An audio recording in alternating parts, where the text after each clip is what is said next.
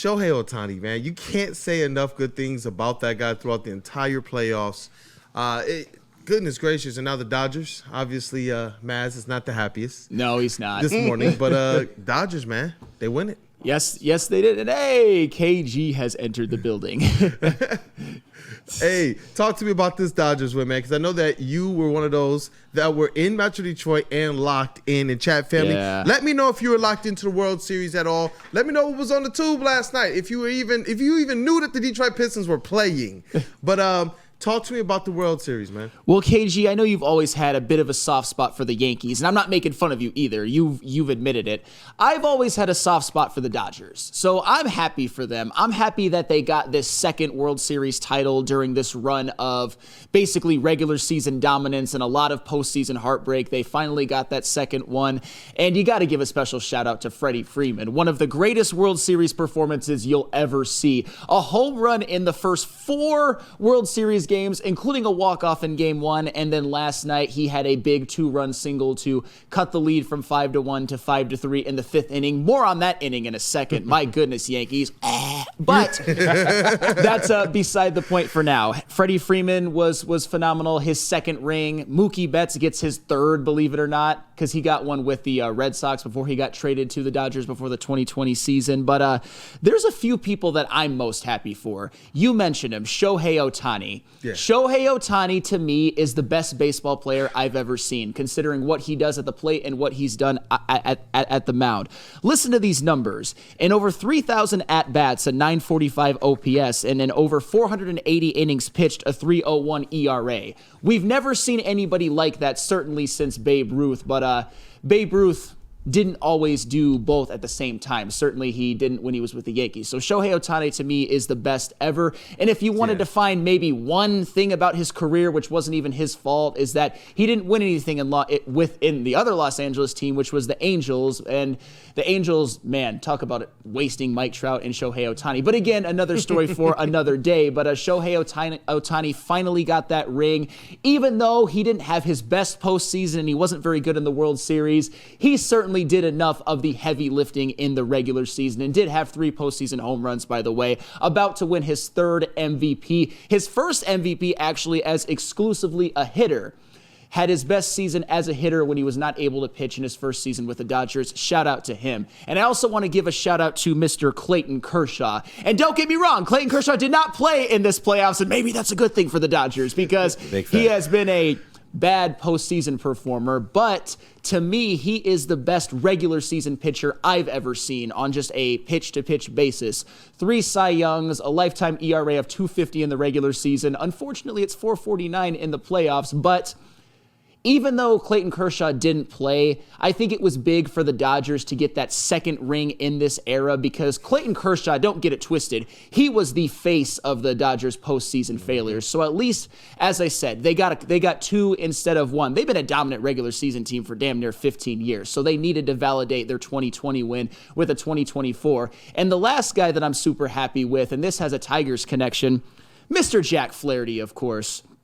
I thought the discussion surrounding Jack Flaherty in the Tigers playoff run, particularly because of guys like Mark Ryan, we became a little bit dismissive because obviously we know that getting rid of him and selling and getting a Trey Sweeney really helped out the Detroit Tigers, but I stand by the fact that the Tigers would not have been in the playoffs without Jack Flaherty because of what he provided for this team in the first half of the season, and of course being the piece that they were able to sell off to honestly do a little bit of a buy while selling and getting Trey Sweeney. In the first half, man, if the Tigers didn't have Jack Flaherty, particularly because Kenta Maeda was such a bust, they might have been so far out of it that there was no chance of, even if they made a run like they did, they probably wouldn't have made it. So congratulations to the Dodgers, and congratulations to all 3 of the players that I just mentioned. And Jack Flaherty, I know he wasn't great in the postseason, but he had a couple of big performances as well, particularly Game 1 in the NLCS and Game 1 of the World Series. Happy for him. Yeah, and when you mention Shohei Ohtani, when I talk about him, I'm starting to understand that might be the way that how I see him. How a lot of fans here probably see LeBron James. It's one of these kind of otherworldly, generational, all-time talents that you're seeing greatness, you're seeing specialness. So you guys think I should just let my hate for LeBron go? Yes. Never, I mean, never. yes. Yeah, Congratulations, I Shohei Ohtani. I love seeing you play baseball. Congratulations to Dodgers. KG, were you disappointed in the Yankees? No, because I kind of expected it. If you watch D&E, I've literally said it was going to be a gentleman's sweep for the Dodgers. And, I mean, the Yankees just have a history of doing this, man. The Dodgers, they take the same approach as a West Coast team that the Yankees do, and somehow they still were able to cash some in before they were. Mainly Aaron Judge. Yeah, it was cool that you got the home run in the last game, but where the hell have you been the whole series? This team does not move without Aaron Judge, going out there and hitting homers, man. That's just the real. Like, the rest of the team played well. Your boy Jazz Chisholm had a big hit last night too, Sam. He did, but he's also, did you see that Ofer when it came to his postseason he didn't average have with runners in scoring He position? hasn't had a great postseason. Had a big 0 in front of it? Yeah, we all know. We all know. But this was just meant to be, man. And you're happy for the Dodgers. You like some of the stories. Freddie Freeman, after almost losing his kid and everything, that's a nice story. Good to see Shohei finally get his. Jack Flaherty, he gets a ring as well. Yep. So, yeah, man, shout out to the Dodgers, man. It was a well-played series. Kind of expected it to happen, though. Hey, you know what? Shout out to our guy, DJ High Def Stuff is in the chat. Yes. Hey, shout out. I see you there. I got one. I got one on my side, man. He says, I can never let it go ever since he dropped 27 on us in the playoffs.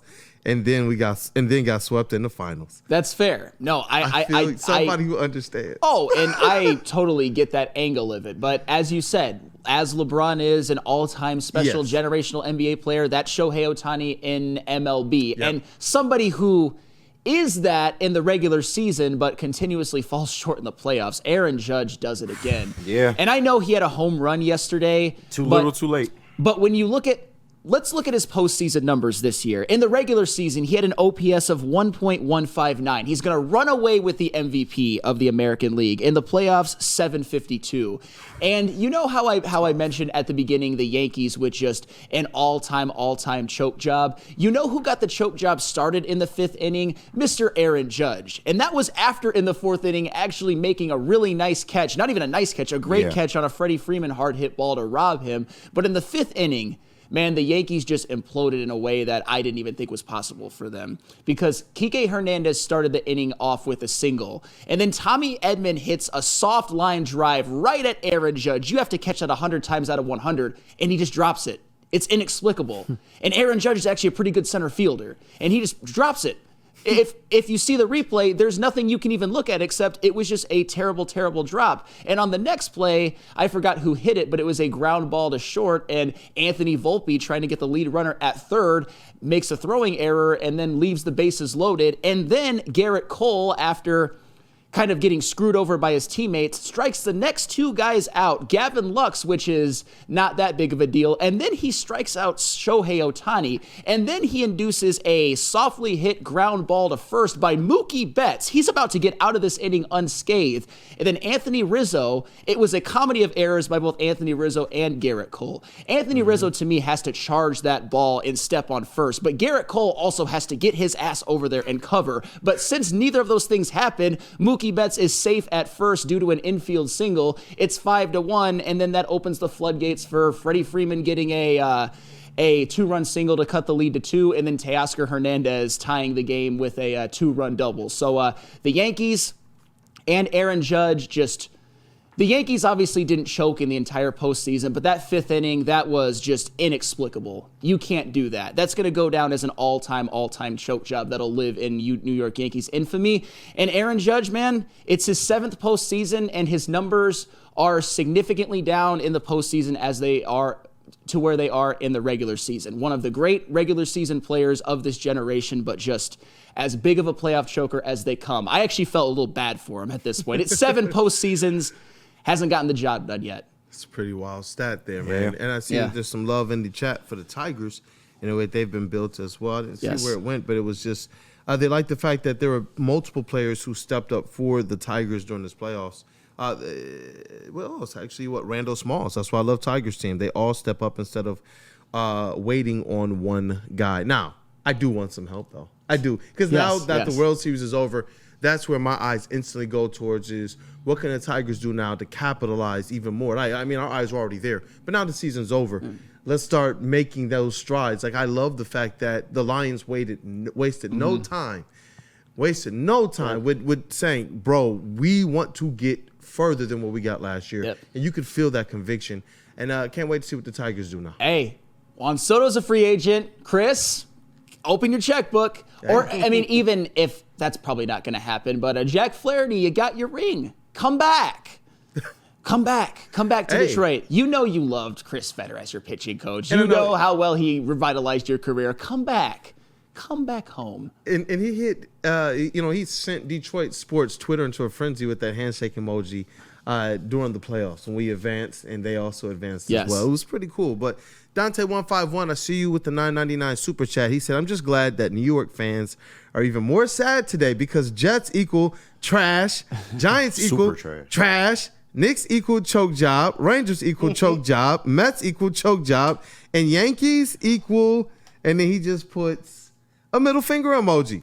And I watched AEW and Pistons because I asked the chat family earlier, hey, what'd you guys watch last night? It is insane how the number one market in the entire United States, when's the last champion that they've had? Was it the Yankees in 2009 or am I missing one? I'm pretty sure it's the Yankees. No, wow. And the Jets AFC Championship run, shout out Braylon. Shout out to Braylon. Oh, yep. My bad. Giants. Yep, Giants in Giants, 2011. yeah. But still, that's... Damn. Wait, did the Liberty win this year or no? Oh, yeah, they did. Oh, yeah. I forgot. Shout out to the Liberty. Yeah. Okay. That was just like a couple weeks ago, fellas. What the hell? Sam like irrelevant. I'm sure that parade had 10 people, but that's neither here nor there. Hey, they had 25 people, chill. JB?